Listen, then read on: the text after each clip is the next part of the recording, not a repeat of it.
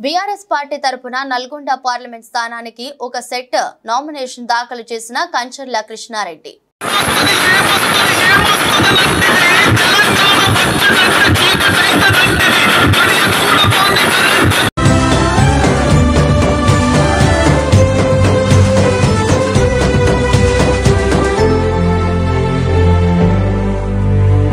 జోలాలి అనలేదే చిన్ననాడు నిన్నెప్పుడు ఈ ఊరి ఉయ్యాలా ఓ నీ పాదం ముద్దాడి పులకించి పోయిందే ఈ నెల ఇయ్యాలా